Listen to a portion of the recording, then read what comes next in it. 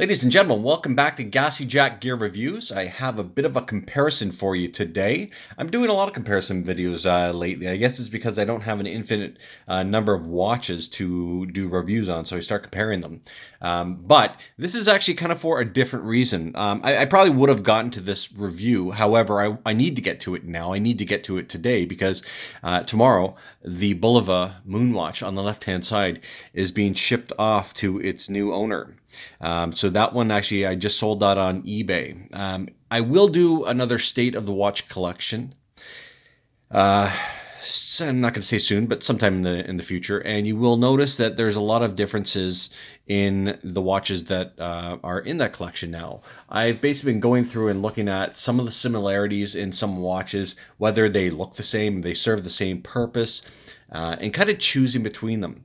And I don't know if you guys are like this as well, but when I get into a hobby, I go gung-ho. And then what happens is that not I don't lose interest so much as I kind of overdo it to begin with, and then I start kind of going, oh, that one's kind of very similar to this one, and one of them or the other gets wrist time and the other does not.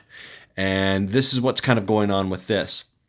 Now that I have the Kmega Speedmaster Porfessiknal on the right-hand side here, and the Bulova Moon Watch on the left-hand side, and I do like the Moon Watch a lot, but I am going to get rid of it. I'm going to do wristwatch check here. I have the Seiko Blumo or Sumo on right now, but I'm just going to put this on my wrist here for a second.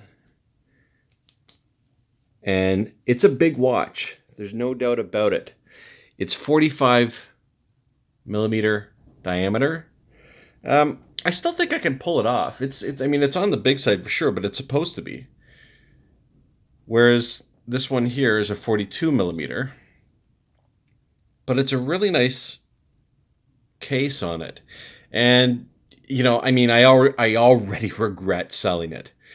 That's just the way I am. Everything I sell, I kind of go, oh, maybe I should have kept that. It is, look at that crystal. Sapphire crystal on that. Take a look at that. I really dig that. That's nice. It's got a bead blasted case. Okay. Might as well just go over the cases now. Kind of do this one step at a time instead of going all over the place here. So on the left-hand side, we have a 45 millimeter case on the Bulova and a 42 millimeter case diameter on the Omega. The case height, I believe, are about the same at about 13.5, maybe 13.4 on this, 13.5 on that, somewhere around that range. I don't have calipers out, and I've read different specs on both of them. The one on the left-hand side, the Bulova, that is a quartz movement, whereas this is not an automatic movement, a manual wind movement. Okay, so it doesn't automatically wind itself. And from what I've heard, the reason for that is that in space, and you're not going to have gravity, and if that rotor starts spinning, it's just going to spin in perpetuity, and which probably wouldn't be a great thing because it's just going to overspin. So they made it a manual wind. I don't mind manual wind watches, I'll be honest, because I really don't wear my watches more than 2 days in a row without kind of changing it up. And it's usually every day I change it up. So I have to wind them anyway because they might not have been worn for a week or however long. So I wind my watches anyway. So a manual wind versus an automatic does not bother me in the least. This, like I said, is a quartz watch. And I want you to notice something here. I'm going to bring it up to the camera. I want you to see what it says at the bottom there. It says 262 kilohertz. 262 kilohertz. That is accurate. That's accurate. So this watch here is not the Omega is not cost certified. I think this probably gets about 5 seconds per day, 10 seconds per day, something like that. Actually, I think it's 6 plus or minus 6. Chime in if you know. I don't even really pay attention that much to that stuff, but let's call it 6 seconds. Okay, let's call it plus or minus 6 seconds a day. Okay, And then your average quartz watch gets about 15 seconds per month, which is much more accurate. And that's a $10 Casio F91W. Will get about 15 seconds per month, okay? Quartz is inherently more accurate than an automatic or a manual line movement, okay? Now, that being said, a regular quartz watch gets 15 seconds per month. This gets 10 seconds per year. 10 seconds per year. That is crazy accurate. Crazy accurate. That's not their technical term for it. I don't know what they call it. Hyper accurate. I don't know. This watch here has a bit of history, believe it or not, even though it only came out in the last couple of years. This watch is actually I don't want to call it a reissue. It's kind of what would you even call it? They had a prototype back in I guess it was the late 60s, early 70s, and they wanted to make a watch that could compete with the Kmega Speedmaster to go into space. Now, as most people know, the Speedmaster, as it says on the back of this Porfessiknal, let me see if I can get that on there. It says, flight qualified by NASA for all manned space missions. The first watch worn on the moon. Okay, so this watch is officially certified by NASA to go on all manned space missions. Okay, now Bulova wanted that recognition. So as legend has it, they developed a watch, and it was a manual line watch. And then, like I said, this isn't a reissue because this is quartz, but it looked a lot like it. If you go and look it up on the internet, you will see. As far as looks go, aesthetics go, it's very similar. And as legend has it, it went into outer space without kind of NASA's approval. And they said that the astronaut who took it there was wearing a Speedmaster, but the Hesalite glass broke on the Speedmaster. And therefore, he grabbed this and put it on his wrist. Now, like I said, I don't know if anyone confirms that. It seems like one of those stories, I don't know, that maybe, a publicity stunt. I don't know.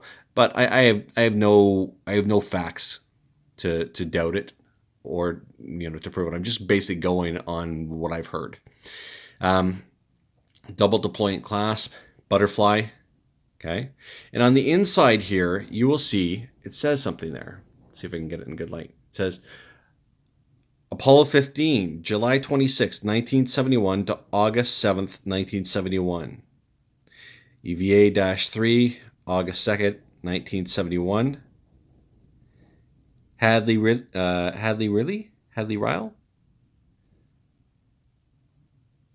Okay, so that's the mission that they say that it went on. Okay, it's a screw down case back. It is not a exhibition case. Screw down case back. It's 50 meter water resistance, and that's what they have in common. This is a screw down case back as well, 50 meter water resistance. So these are watches that a lot of people, including myself, would probably say don't go swimming with a 50 meter water resistant watch. You know what? I still have an older Swiss Army, I think it's an officer model or something like that, quartz. My brother gave it to me in about 1994, 95. Okay. It still keeps great time. The only thing I did, I replaced the crystal because it was scratched up. It's a mineral crystal. I replaced all the gaskets because they were just done. But I wore that on my wrist for decades, like 2 decades, and it went everywhere with me, in the water, in the shower, never took it off, and it never had any problems with water. And that was 50 meter water resistance. So unless they were making better 50-meter water-resistant watches 20, 30 years ago, yeah, I guess you can take these in the water. And I've heard guys chime in about that with, I haven't heard it with the Bulova Moon Watch, but I've heard it with the Kmega Speedmaster. And they say, no, I've gone swimming all the time with it. Obviously you don't go diving with something like that. It's not a dive watch anyway. But basically they claim, don't worry, go swimming with it. No problem. You know what?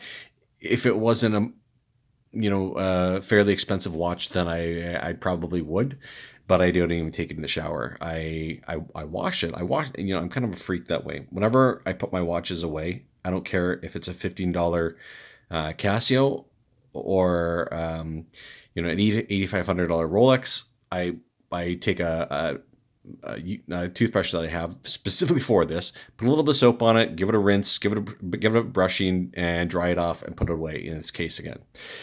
That's just what I do. So when I wear this, I do put it under the sink tap, and I've never had a problem. I don't anticipate to have problems with that.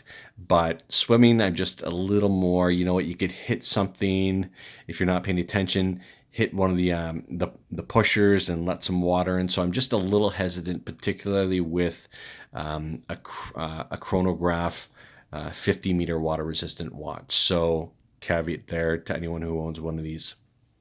So let's get on with it. The accuracy, like I said, the accuracy on this watch here at 262 hertz, 10 seconds per year is phenomenal. Phenomenal. I don't know whether you can actually get any better than that, to be honest. I know that Seiko has very, very good quartz technology in their Grand Seiko lineup. And I think that might even be even better. I don't know. Chime in. And then the manual wind here. This one, I believe, is based on a La Manna movement, if I'm not mistaken. Let's look at the dials here.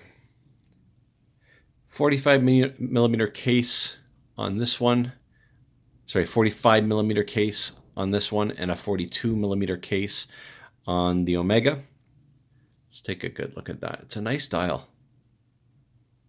So let me see if I can get this. If you see the seconds chapter ring, the seconds, that's not the chapter ring, but the seconds track, it's actually lower.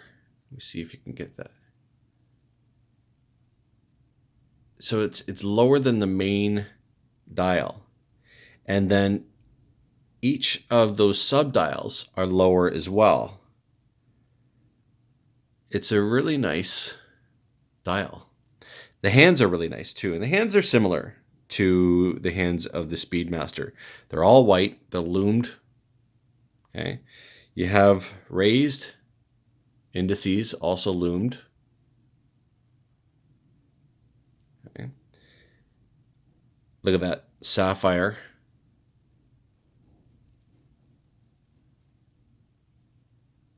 On the raised sapphire. That's pretty cool. I like that a lot. It's really nice. All right. Does have a blemish here, and I've showed that in my other video. That's only a blemish on the watch, and the buyer is well aware of what I stated and took really good pictures of that on eBay, so they're aware. We'll go back and forth. So the dial on that one. Okay. Now, interesting. The tachometer track is on the inside underneath the sapphire glass. Okay, whereas this one here, the tachometer, is in anodized aluminum on the case itself. It's a bezel. Okay, whereas this has no actual bezel. It's actually underneath the glass, protected. That's a pretty cool design. I like that. I think it's a better design, actually. Okay. And it's just take a look at the color there. It's a flat black. Okay. I'll put them side by side in a second, but I just want to show you this one here. So many people know this watch. This one is the one with the Hess light, so it's the Speedmaster Porfessiknal. Like I said, anodized tachometer on the outside. You can see these pushers are round. Okay. And those aren't scratches there. Those are reflections on the pushers. If there's any scratches on this thing. If there are, they're micro scratches. Okay. And it's got a nice matte dial as well. Sorry about that. And the thing about the Heslite, some people really like them. Some people don't care for them. I actually like Heslite because you can polish it out. And it's more shatter resistant than sapphire, where sapphire over here is much more scratch proof. So it's one of those things, you can't have it all. And they haven't made anything that's the best shatter proof and the best scratch proof. You kind of have one or the other. So, you know, I guess that's the reason why they would put Heslite in a watch that would go to space, is because they would rather have it scratched than shatter. Same thing with dive watches, I'll be honest. You know, you look at dive watches, and I've always talked about that during Seiko dive watch reviews, is that Seiko's proprietary crystal is called Hardlex, and Hardlex is more shatterproof than sapphire, but less scratch-proof. And in dive watches and adventure watches, I don't care if it's diving, going into space, or whatever, I think that shatterproof is more important than scratch-proof. That's just me. What do you guys think? Let's take a look at these up close and personal, side by side. Okay. There you go. I'm not going to say too much. I'm just going to let you take it in.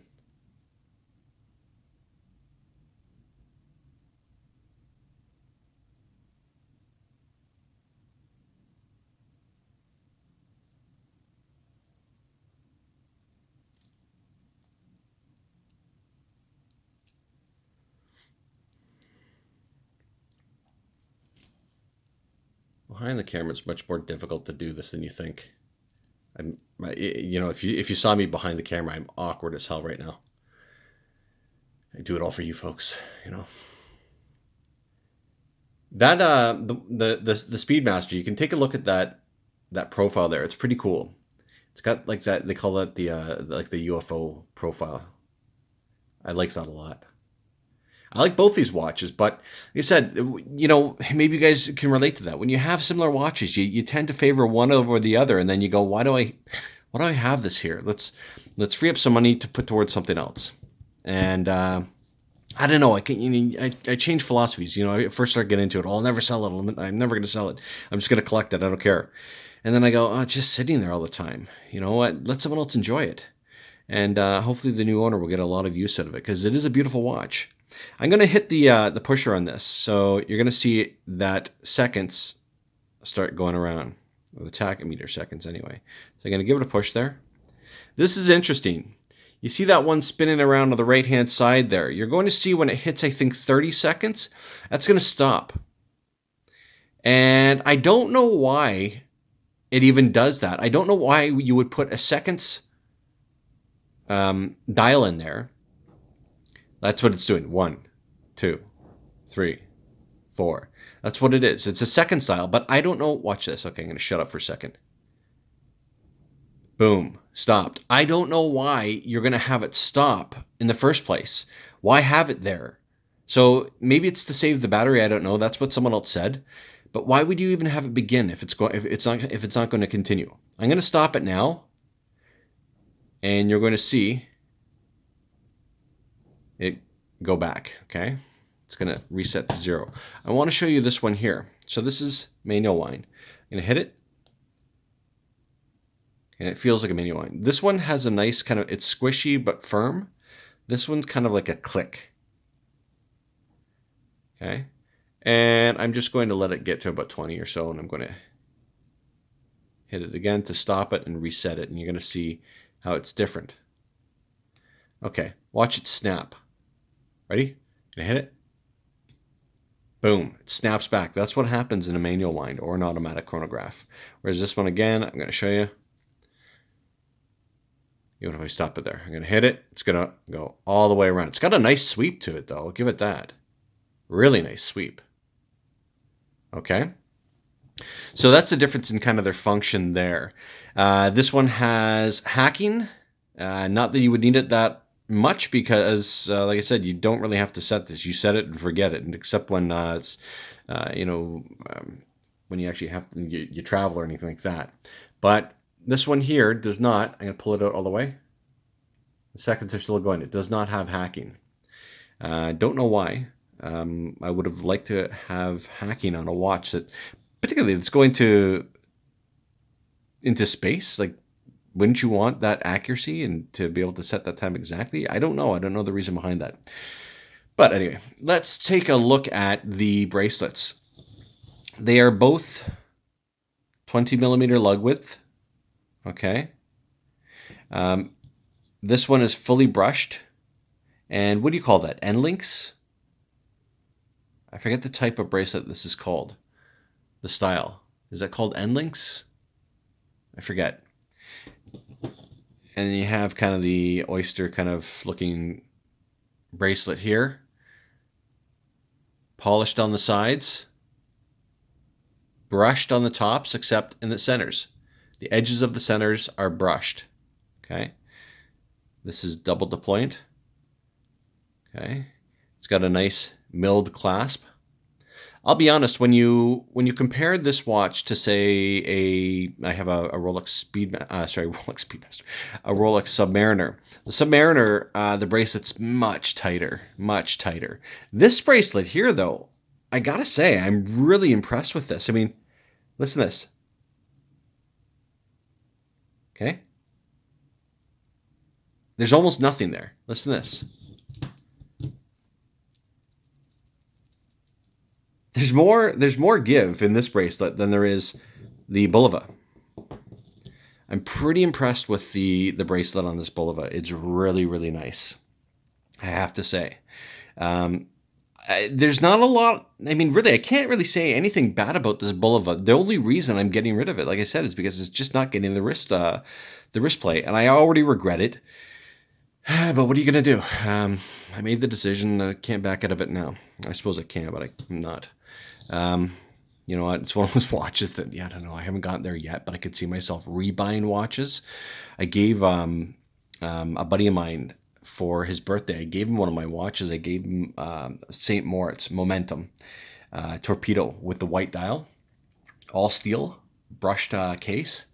And I'll be honest, I don't regret giving it to him because he really likes simple, uncluttered designs, and that's exactly what that watch was. He doesn't really care whether it's automatic or quartz. So the fact that it was quartz didn't bother him at all, and it's just a really, really nice design. But I'll be honest, I think I'm probably going to get another one of those because it's a really, really nice, simple watch. If you just want a simple watch, and I have a review on that, you look at the dial on that thing, and the dial is as simple as you can possibly imagine. And so I think, I said, I might get that watch again. It's not expensive. It's about a $226 watch, Canadian, something like that. Great price. I mean, really, really good watch for the value, for the money. And I could see myself in the future. I don't know. I could see myself getting another Bulova Moon Watch. We'll see. God, what am I going to do? This is what happens when you have these hobbies. But still getting a lot of use out of the Speedmaster. Dig that. Can't see myself getting rid of that one. That's probably going to be a watch that I pass down. And I'll be honest, that's kind of what I'm getting into now. I'm getting into more expensive pieces, and I'm not becoming a snob because you see, if you hear me talk, my Casio F91W gets more wrist play than anything else by far in my collection. And I love my little Casio digitals. I love my G-Shock. Might get another G-Shock, but I am looking at. There's a few watches that I'm looking at. I'm looking at a Rolex Datejust 16234. I like that design, I think, better than the newer ones. The bracelet design, it has a lot more adjustments. It's very important for me to have good adjustment in a watch. The reason being, I have small wrists with no fat on them, and the watch slides around towards my hand if it's not just right. If it's not just right, it slides towards my hand and it drives me nuts, or it's cutting the circulation off. And I'm talking about a 2 millimeter difference. And it sounds nuts. That's the reality with my wrists. So I have to have great fit. And the Rolex Datejust 16234 has a lot of adjustments, whereas the new one does not. I mean, it has a lot of links that you can take out in the Jubilee bracelet, but the Jubilee bracelet, I think those links are more than 2 millimeters. I'm probably going to say they're probably 3 millimeters. So I don't know. I'm going to try them on. Actually, I just got an invitation to my Rolex authorized dealer. They have a new showroom, and they're going to be showing all the Basel World watches, and they sent out some invites. I was lucky enough to get one. So I'm going to see. It's May 8th, so I should have maybe some video or some photos or something like that from that. Anyway, I'm way off task here. So some of the differences, like I said, the quartz versus mechanical, the pushers are very, very different. You can see those pushers.